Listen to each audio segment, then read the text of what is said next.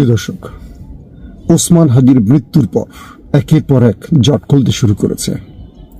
বিভিন্ন প্রান্ত থেকে বিভিন্ন সূত্রের খবর আসতে শুরু করছে।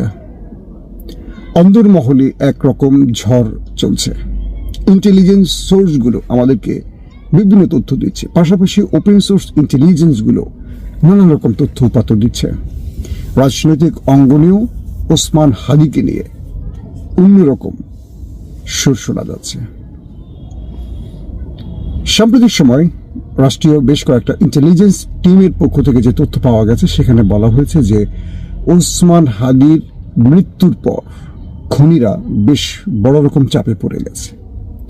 বাংলাদেশে যে 52 বা 45 জনের হিট লিস্ট তৈরি করা হয়েছিল, আধিপত্যবাদীরা বা বাংলাদেশের শত্রুরা যে টিম তৈরি করেছিল বা হিট লিস্ট তৈরি করেছিল, তারা প্রথমে যে টার্গেটটি করেছিল সেটি ওসমান হাদি।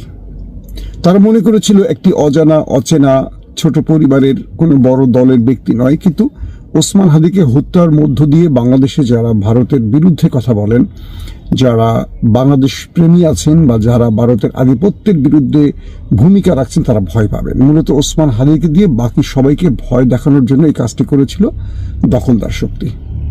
কিন্তু ওসমান হাদিকে হত্যার পর যে রিয়েকশন সারা বাংলাদেশে এসছে, একজন মামুলি ছেলেকে হিরো শুধু না, স্টার শুধু না, সুপার স্টার তৈরি করে দিয়েছে পুরো পৃথিবীতে। এটি দখলদারদের জন্য, আধিপত্যবাদদের জন্য আতঙ্কের হয়ে গেছে। সাম্প্রতিক সময়ে হাদিকে নিয়ে আমরা বেশ কয়েকটি ফোরামে আলোচনা করেছি। রাজনৈতিক অঙ্গনে একটি বিষয়ে উঠে এসছে যে বিএনপির মির্জা ফখরুল ইসলাম আলমগীর, যিনি হাদির নামটি সঠিকভাবে বলতে পারেননি, ভালো করে চেনেন না, বা তার সংগঠন ইনকিলাব মঞ্চের নামটিও তিনি বলতে পারেননি, পাশ থেকে জিজ্ঞাসা করে বলেছেন। আমি বিশ্বাস করি মির্জা ফখরুল ইসলামের মতো আরো অনেকেই মাথার মধ্যে, মগজের মধ্যে সেট করে নিয়েছেন ওসমান হাদির নামটি এবং ইনকিলাব মঞ্চের নামটি।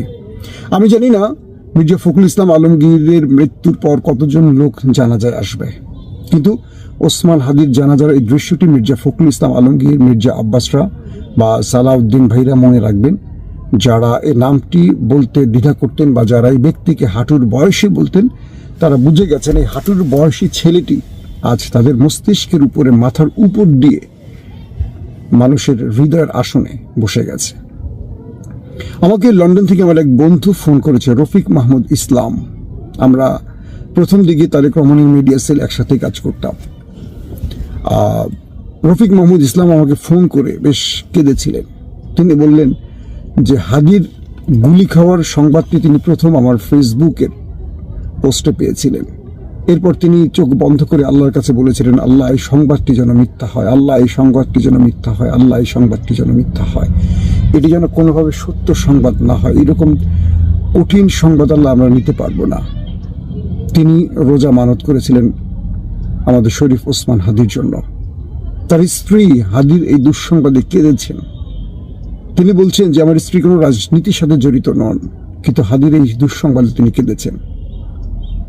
রফিক মাহমুদ ইসলাম যে কথাগুলো বললেন আমার হৃদয় দাগ কেটেছে। তিনি বললেন, যখন ইনকিলাব মঞ্চ তৈরি হয়েছে তখন আমরা মনে করেছিলাম এটাও বোধহয় একটা ভাগ বাটোয়ারা বা বাণিজ্যিক প্রতিষ্ঠান তৈরি হবে, লুটেরাদের সংগঠন হবে। কিন্তু এই ছেলেটার বক্তব্যগুলো যখন শুনছিলাম, ক্রমান্বয়ে যে ন্যারেটিভ নিয়ে সে কথা বলছে, যে উচ্চ কণ্ঠ হয়েছে যে বিষয়গুলো নিয়ে, তার এই বক্তব্যগুলোর ওজন আসলে আমরা নিতে পারিনি। কারণ আমরা যে রাজনীতি করেছি বিগত সময় ধরে, সেখানে আসলে এই রাজনীতি আমাদের কোনো পথ দেখায়নি।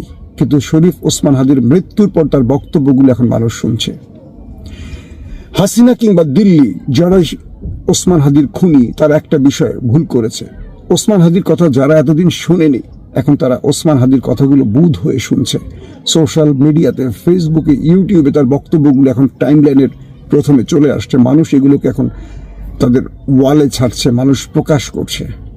এখন মানুষ বুঝতে পারছে কেন ওসমান হাদিকে হত্যা করা হয়েছে, কেন ওসমান হাদির এত মূল্য ছিল, কেন শত্রুর বুলেট তার ঠিক মাথাতে লেগেছে, পায় না, অন্য কোথাও না, একদম টার্গেট তার মাথা। কারণ এই মাথা থেকে তিনি ভারতের আধিপত্যের বিরুদ্ধে কথা বলেছেন, দখলদারিত্বের বিরুদ্ধে কথা বলেছেন, এই দেশকে যারা লুট করতে চেয়েছে সেই লুটেরাদের বিরুদ্ধে কথা বলেছেন। তিনি জামাতের বিরুদ্ধে কথা বলেছেন, এনসিপির বিরুদ্ধে বলেছেন, বিএনপির বিরুদ্ধে বলেছেন। অর্থাৎ রাজনীতির যেখানে ভুল, অসঙ্গতি, সেই অসঙ্গতির বিরুদ্ধে তিনি নির্ভয় কথা বলেছেন। আমাকে একদিন হাদি ফোন করে বলছিল যে ভাই, এনসিপিকে নিয়ে একটু কথা বলেন, ওদের ভুলগুলো তুলে ধরেন, ওরা ভুল করছে, ওরা ভুল পথে হাঁটছে। আমি বললাম যে কিছু ভুল আমাকে উল্লেখ করো শুনি। এনসিপির যে ভুল, প্রথম ভুলটি হলো ওরা জুলাইকে কুক্ষিগত করেছে, ঠিক আওয়ামী লীগ যেভাবে কুক্ষিগত করছে ৭১কে, ওরা জুলাইকে কুক্ষিগত করছে, এটা ওদের নিজেদের পারিবারিক সম্পদ বানিয়ে ফেলছে। অথচ জুলাইয়ের জন্য হাজারো মানুষ জীবন দিয়েছে, হাজারো লাখো মানুষ রাজপথে নেমেছে, কিন্তু ওরা পুরো জুলাইটাকে আওয়ামী লীগের মতো কুক্ষিগত করেছে। এখান থেকে ওদেরকে বের করে আনতে হবে। দ্বিতীয়ত, ওরা জুলাইকে দিয়ে ব্যবসা বাণিজ্য খুলে বসছে। যে ছেলেগুলো দুদিন আগে ছেঁড়া পাঞ্জাবি পরতো বা একটা কম দামি টি শার্ট গায়ে দিত, সেই ছেলেগুলো হাজার কোটি টাকার মালিক হয়ে গেছে, দেশে বিদেশে ওদের সম্পদের পাহাড় তৈরি হয়ে গেছে। এরা রাষ্ট্রের গুরুত্বপূর্ণ পদে বসে বা কেউ না বসে, শুধু রাষ্ট্রীয়ভাবে তাদের ক্ষমতা বৃদ্ধির কারণে এরা নিজেরা নিজেদেরকে দুর্নীতিতে জড়িয়ে অল্প সময়ের ব্যবধানে অনেক টাকার মালিক বানিয়ে ফেলেছে।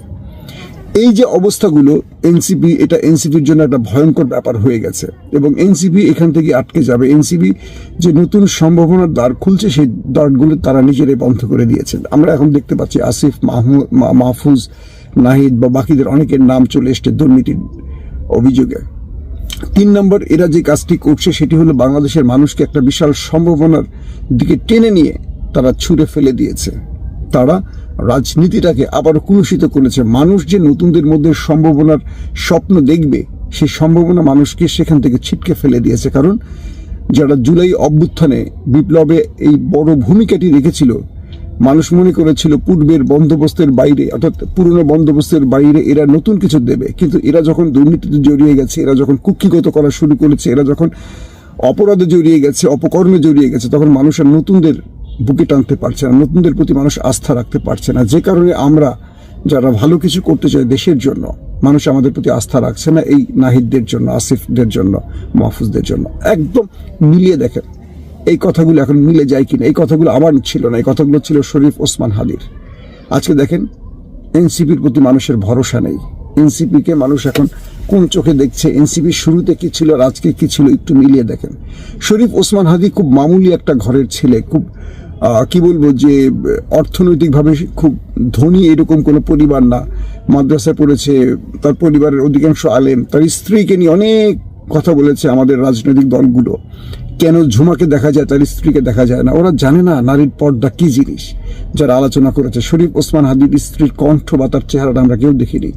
তিনি তার স্বামীর জন্য কেঁদেছেন আল্লাহর দরবারে, কিন্তু মানুষের দুয়ারে ফরিয়াদ করেনি, নিজেকে প্রকাশ করেননি মানুষের কাছে। এই যে হাদি একটা প্রজন্মকে দেখিয়ে দিয়ে গেছে তিনি রাজনীতি করছেন তার স্ত্রী পর্দায় রেখে, তার সন্তানকে কি শিক্ষা দিতে চেয়েছিলেন, তার স্বপ্নের কথাগুলো তিনি বলেছেন। এরকম বহু ব্যাপারগুলো হাদি আমাদের চোখে আঙুল দিয়ে দেখিয়ে দিয়েছে। আজকে হাদি নেই, হাদি চলে গেছে। হাদির প্রতিটি কথা এখন আমাদের কানে বাজছে। হাদির প্রতিটি আদর্শিক বক্তব্য আমাদের রাজনীতিকদের মনে ঝড় তুলেছে। আমরা নেতার তাবেদারি করি, আনুগত্য করি, রাষ্ট্রের জন্য না, জনগণের জন্য না।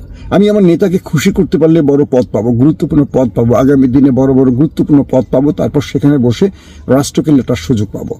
আমার নেতা তাই পছন্দ করে যে তুমি আমার গুণগান গাও, আমার দাসত্ব করো, আমার আনুগত্য করো, আমার স্তুতি গাও। কিন্তু হাদিরা সেই জায়গা থেকে আমাদের দৃষ্টিকে সরিয়ে দিয়েছে। আজকে যেসব ব্যক্তিরা হাদিকে তুচ্ছ তাচ্ছিল্য করছে, তারা আজকে দেখছে হাদির কাছে পুরো বাংলাদেশ মাথা নিচু করে ফেলেছে। লাল সবুজের পতাকাটা হাদির পায়ের কাছে মাথা নিচু করে বলেছে, সেলুট তোমাকে। এই লাল সবুজের পতাকা ধারণ করার ক্ষমতা কেবল তোমাদের মতো সাহসী যুবকদেরই আছে।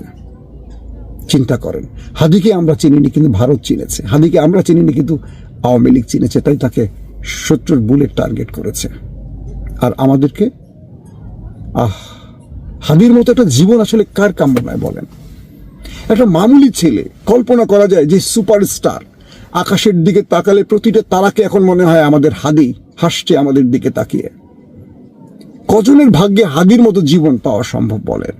দেশপ্রেম থাকলে, ইসলামের প্রতি প্রেম থাকলে, ঈমান মজবুত থাকলে আল্লাহ তাকে সম্মান দেবেন।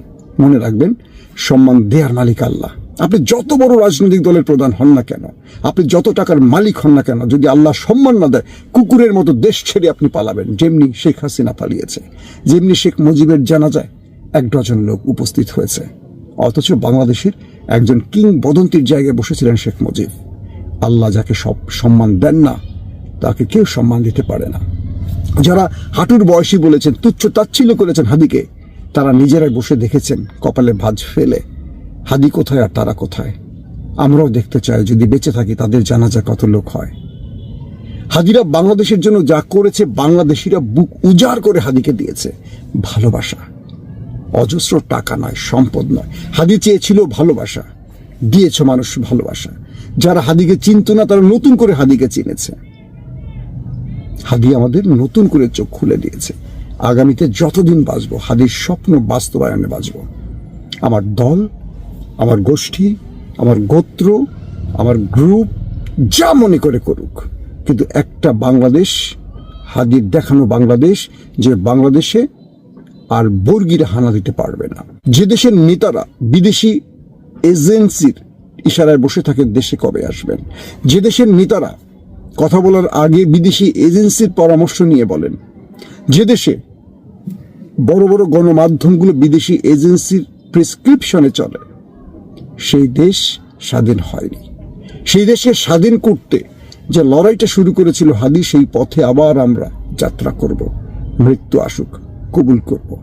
মনে রাখবেন, এমন মৃত্যু চাই যে মৃত্যু হাদির মতো হাসতে হাসতে হয়, যে মৃত্যুর পর মানুষ কাঁদে, যে মৃত্যুর পর মানুষ চোখের পানি ফেলে আল্লাহর দরবারে দোয়া করে। কারণ একটাই তো জীবন আমাদের, কারণ জীবন তো একটাই। সেই জীবনকে কুকুরের মতো লালন করব অর্থের জন্য, নেতার তাবেদারি করব, নাকি প্রভুর দরবারে নিজেকে সঁপে দেব? আমাদের বহু রাজনীতিবিদ আছেন, বড় বড় নাম, সে ডাক সেইটা নাম তাদের, কিন্তু হাদির কাছে সবাই ম্লান হয়ে গেছে। হাদি বলে দিয়ে গেছে এই রাষ্ট্রকে কোন দিকে নিতে হবে। হাদি বলে দিয়ে গেছে তরুণদের, যদি দেশের জন্য প্রকৃত লড়াইটা করতে পারো, দেশ তোমার পাশে এসে দাঁড়াবে, কোটি মানুষ তোমার পাশে এসে দাঁড়াবে। দাঁড়িয়েছে সবাই। আল্লাহ আমাদেরকে আমাদের ভুল থেকে সঠিক পথে আসার সুযোগ করে দেন। আল্লাহ হাদির দেখানো পথে আমাদের পা বাড়াবার সুযোগ করে দেন। আল্লাহ হাদির স্বপ্ন বাস্তবায়নে, যেই স্বপ্নের জন্য হাদি রক্ত দিয়েছেন, জীবন দিয়েছেন, সেই পথে আমাদের যুবকদের ফিরিয়ে আনেন। এই রাষ্ট্রে আর বিদেশিদের পরামর্শে চলবে না। 54 বছর পর এটুকু বুঝেছি, এবার দেশটা আমাদেরই হাল ধরতে হবে, নতুবা